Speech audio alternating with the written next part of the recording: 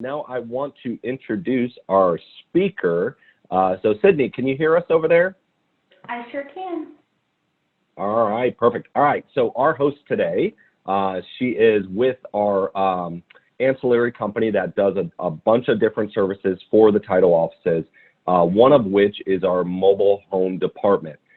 So Sydney McCarroll is our team lead for that department, has been with us for many, many years, and she is with Network Transaction Solutions. So Sydney, I'm going to let you kind of take it over from here. And obviously, if you need anything at all, please let me know. So thank you again for joining. And one last thing, and then I will stop talking. Please look on your screen. There should be an additional screen that popped up that you can see Sydney's PowerPoint at this point. So if you cannot see her PowerPoint, either let me know through the chat or look to see if there's an additional window that kind of popped up through RingCentral, and you're going to be able to find her PowerPoint. So she is playing one now. You should be able to see it, so please look for that. So, all right, Sydney, I will let you take it from here. All right, perfect. Thank you so much. Good morning, everybody. My name is Sydney, and I'm very excited to be here this morning and talk to you guys a little bit about mobile homes. Hopefully, we can provide some information that will help you in all of your quests regarding them going forward. So in this PowerPoint, we're going to be looking at some of the major factors involved with buying and selling a mobile home. Some of these things are why it's important to know if there's a mobile home on the property. We're going to talk about retired mobile home titles as well as transferring mobile home titles. What if the mobile home titles have been lost or destroyed? And also preparing for closing when there's a mobile home on the property. All right, so we're going to jump right in. Is there a mobile home on the property? We get a lot of questions asking, how can I tell if there's actually a mobile home on this property, or where can I find information on it, such as the VIN numbers, the manufacturer, the year, different things like that. So a few of the ways that we look to find information is to look at the prior policy on the property or the chain of title. You can also look at other recorded documents such as the subdivision declaration or the subdivision plat.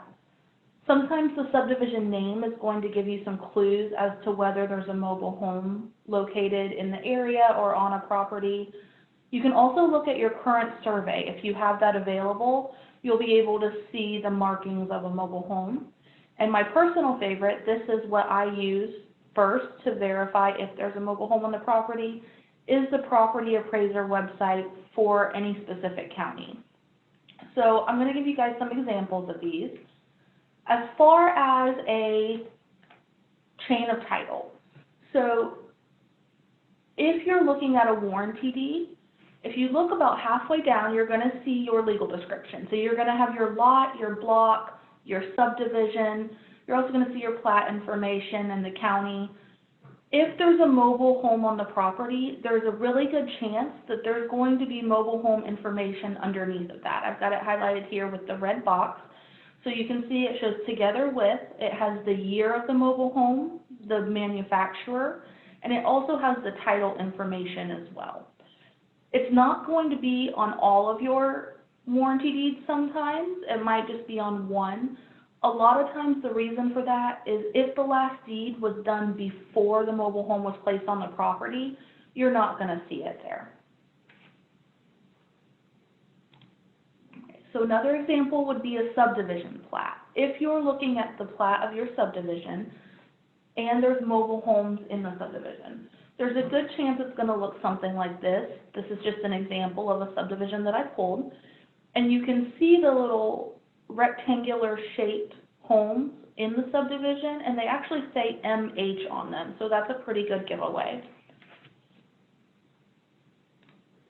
All right, so another way to tell if there's a mobile home on the property comes from looking at the subdivision name itself.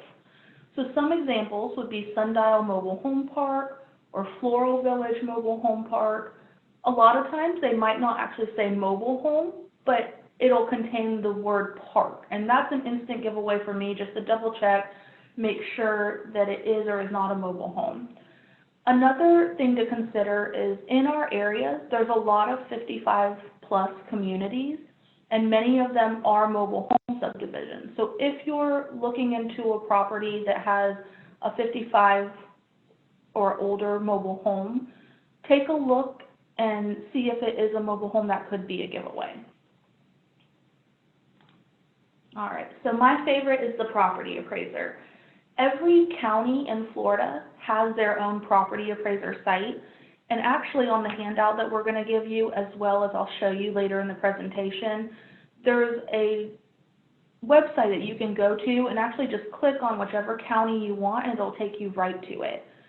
So on the property appraiser website, they look different, but they're all similar. So you're going to have your property information, you'll have your owners, and then somewhere underneath of that, it's going to give you either a property code, a use code. This one has a DOR code. Some of them will say single family. Sometimes it'll be commercial. It's going to tell you whatever type of property that is. If there's a mobile home on the property, there's a very good chance that it's actually going to say mobile home, or sometimes it'll say M.H. So that's a good giveaway. There's also an interactive map on the majority of property appraiser sites with each parcel, and you can click into it and look at aerial satellite views of the property, and you can see the mobile home clear as day on the page there. So that's a good way to look as well. All right, so a lot of times there are terms when it comes to mobile homes that are used interchangeably, but they're actually different. So now we're going to take a look at the difference between a mobile home, a manufactured home, and a modular or prefabricated home.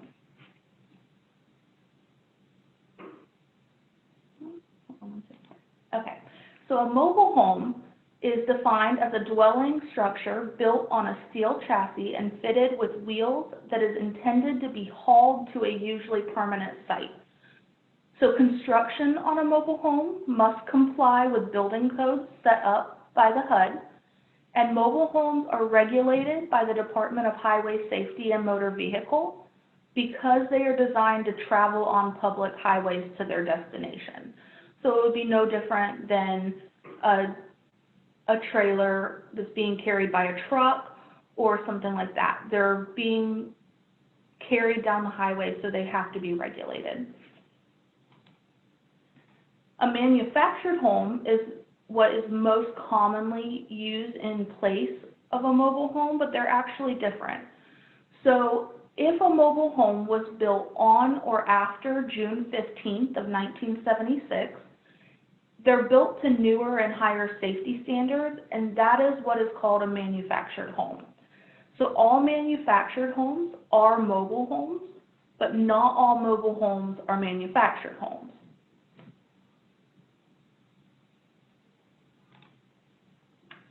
So then we come to a modular home, which a lot of times do look similar, but they're extremely different and they are not treated the same as a mobile home at all. So a modular home is also known as a prefabricated home, and it's treated the same way as a traditionally built home, such as a single family home. They are not built on an integral chassis or undercarriage for travel, and they do not require a title to be issued. There's prefabricated sections called modules, and they're built in a factory and then moved piece by piece to a home site. And they're usually installed using a crane. They can be placed side by side, end to end, or even stacked on top of one another to allow for a variety of home layouts. Once they're in the layout that the homeowner wants them to be in, they're joined together and they become a permanent structure.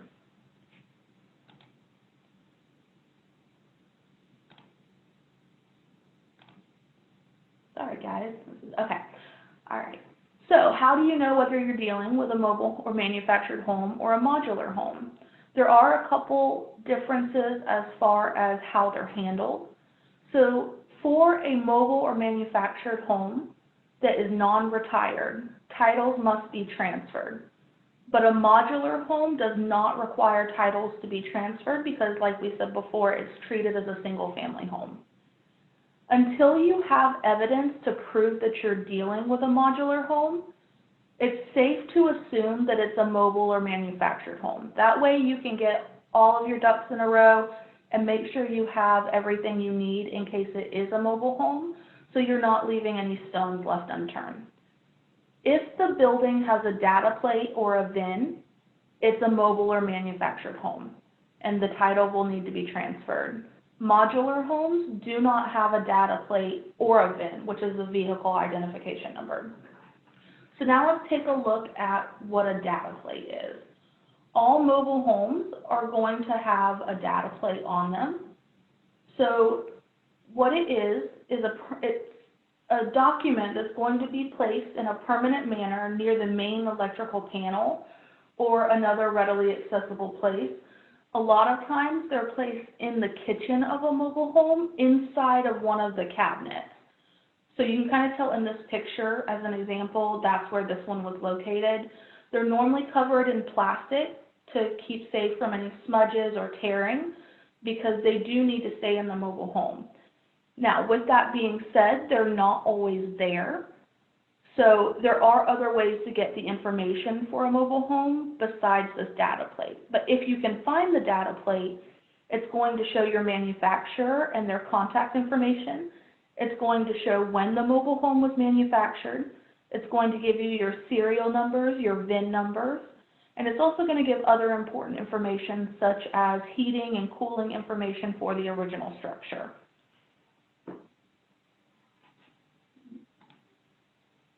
So, if there's not a data plate in the mobile home, you can still find the VIN number somewhere else. So all manufactured and mobile homes will have a VIN number. Each section of the mobile home will have its own VIN number. So for example, if it's a single wide mobile home, it's going to have one VIN. If it's a double wide mobile home, you're going to have two VINs. If it was a triple wide, likewise, you're going to have three. So the VIN can be found on that data plate we were just looking at, and it can also be found on the front steel beam cross member under the home. So this is usually the beam where the hitch is bolted to, and it's usually hidden under skirting on the mobile home, so they can be difficult to get to. If you've looked and you cannot find the information for the mobile home or the VIN number, it's not in any documents, you can't get any identifying information, and the owner of the mobile home doesn't have their original titles with all of the information, there is another process you can go through to get that VIN. There are third-party companies as well as the county where you can contact them, and they will send somebody out to the mobile home, and they will actually examine the entire home and find the VIN. And once they do, they're going to record a document that shows that VIN number with that mobile home and the owner. So it's of public record, and you have proof of which mobile home that is with the identifying information. So many people don't realize that the land being insured often includes the mobile or manufactured home on the property. If you look at one of our policies, it shows that the land is defined as the land described in Schedule A and affixed improvements that by law constitute real property. So, according to Florida Statute 193.075, a mobile home shall be considered permanently affixed if it is tied down and connected to the normal and usual utilities. If there is a permanently affixed mobile home on the property that an agent has insured, they have also insured the title to that mobile home. So unless there's an exception on the commitment or the policy, they're insuring marketable title on a mobile home. So it's very important if you know that one is there.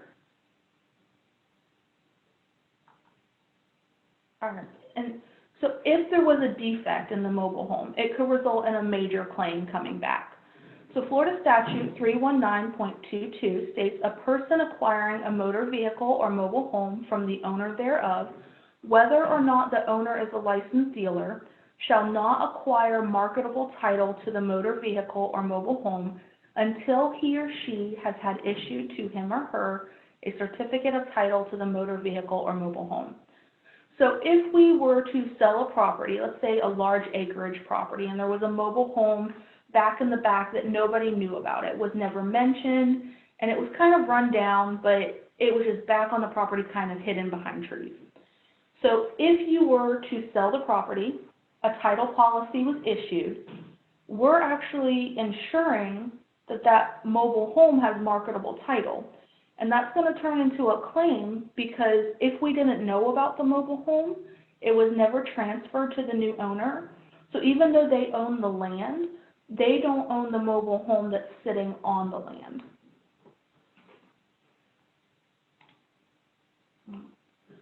So when it comes to our title commitments, there's going to be requirements that are shown on the commitment if we know there's a mobile home on the property.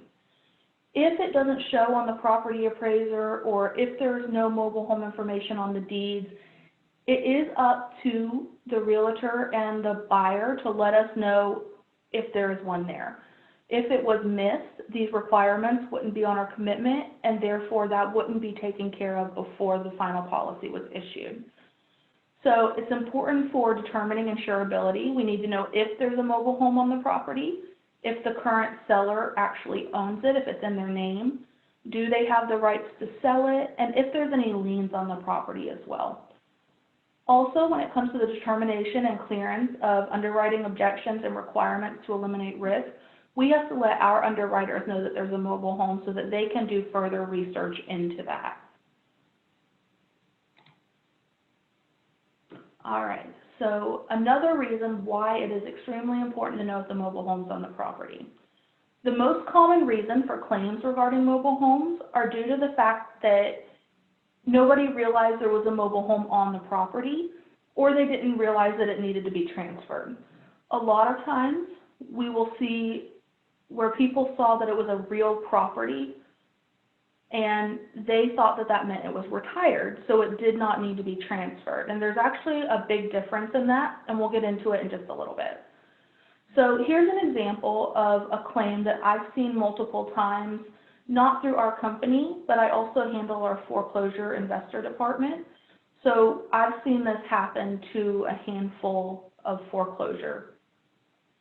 So let's say the agent is insuring a mortgage on a property that has a non-retired mobile home on it.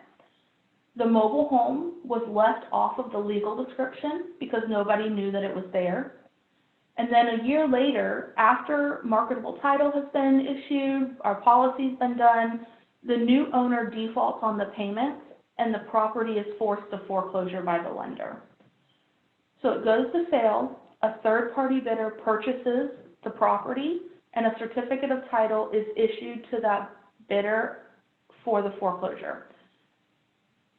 They would own the property, but they don't own the mobile home on the property.